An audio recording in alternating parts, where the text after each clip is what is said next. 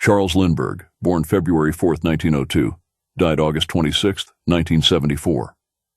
He was an American aviator and military officer, an icon of the greatness of America. On May 20, 1927, age 25, he made the first non-stop solo flight from New York City to Paris, a distance of 3,600 miles, flying alone for 33.5 hours. His aircraft was the Spirit of St. Louis.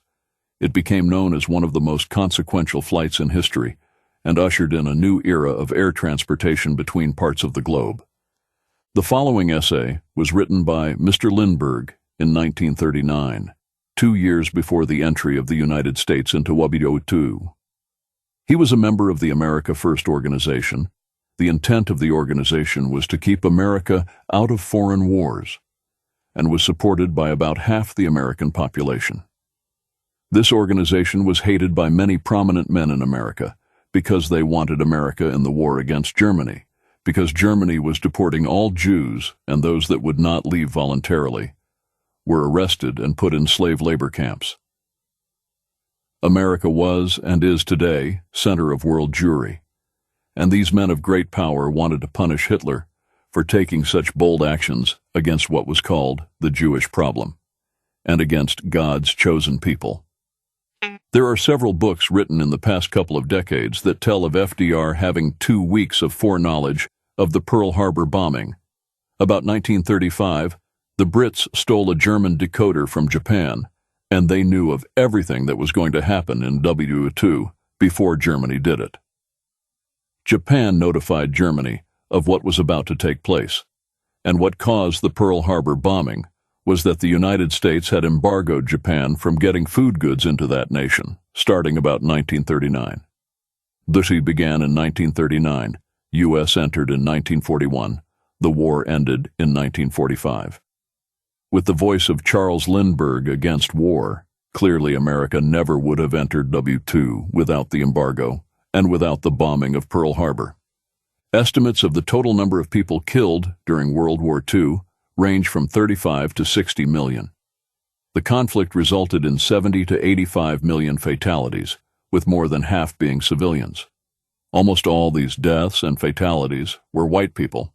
The following is the essay by Charles Lindberg, 1939, Aviation, Geography, and Race, by Charles Lindberg, 1939, only 85 years ago.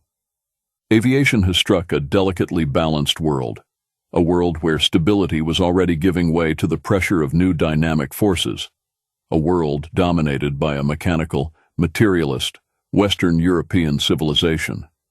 Aviation is a product of that civilization, born on the crest of its outlook, typical also of its strength and its weakness, its vanity and its self-destruction. Men flung upward in the face of God, another Icarus to dominate the sky, and in turn to be dominated by it. For eventually the laws of nature determine the success of human effort and measure the value of human inventions in that divinely complicated, mathematically unpredictable development of life at which science has given the name of evolution. Aviation seems almost a gift from heaven to those Western nations who were already the leaders of their era, strengthening their leadership, their confidence, their dominance over other peoples. It is a tool specially shaped for Western hands, a scientific art which others only copy in a mediocre fashion, another barrier between the teeming millions of Asia and the Grecian inheritance of Europe, one of those priceless possessions which permit the white race to live at all in a pressing sea of yellow, black, and brown. But aviation, using it symbolically as well as in its own right, brings 2 great dangers, one peculiar to our modern civilization, the other older than history. Since aviation is dependent on the intricate organization of life and industry, it carries with it the environmental danger of a people too far separated from the soil and from the sea, the danger of that physical decline which so often goes with a high intellectual development, of that spiritual decline which seems invariably to accompany an industrial life, of that racial decline which follows physical and spiritual mediocrity. A great industrial nation may conquer the world in the span of a single life, but its Achilles heel is time. Its children, what of them? The second and third generations, of what numbers and stuff will they be? How long can men thrive between walls of brick, walking on asphalt pavements, breathing the fumes of coal and of oil, growing, working, dying, with hardly a thought of wind and sky and fields of grain, seeing only machine-made beauty, the mineral-like quality of life? This is our modern danger, one of the waxen wings of flight. It may cause our civilization to fall unless we act quickly to counteract it, unless we realize that human character is more important than efficiency, that education consists of more than the mere accumulation of knowledge. But the other great danger is more easily recognized, because it has occurred again and again through history. It is the ember of war, fanned by every new military weapon, flaming today as it has never flamed before. It is the old internal struggle among a dominant people for power, blind, insatiable, suicidal.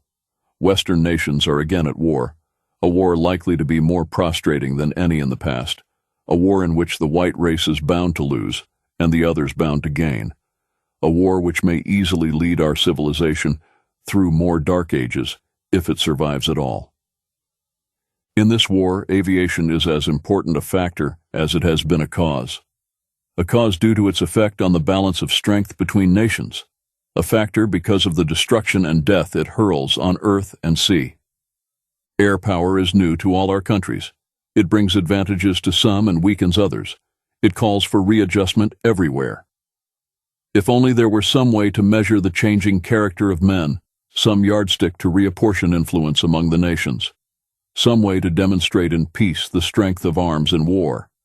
But with all of its dimensions, its clocks and weights and figures, science fails us when we ask a measure for the rights of men. They cannot be judged by numbers, by distance, weight, or time, or by counting heads without a thought of what may lie within. Those intangible qualities of character, such as courage, faith, and skill, evade all systems, slip through the bars of every cage. They can be recognized, but not measured. They lie more in a glance between two men than in any formula or mathematics.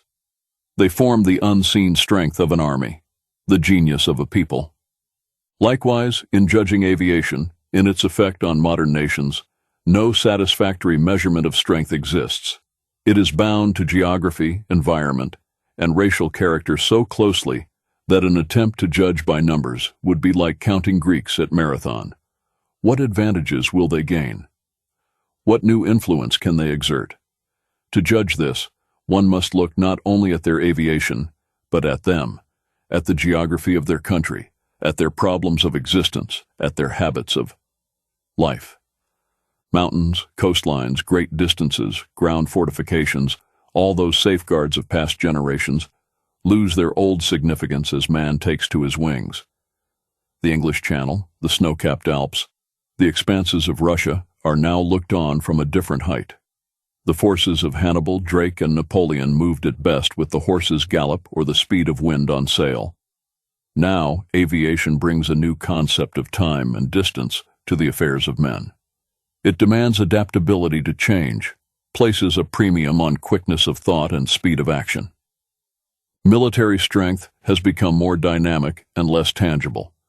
A new alignment of power has taken place, and there is no adequate peacetime measure for its effect on the influence of nations.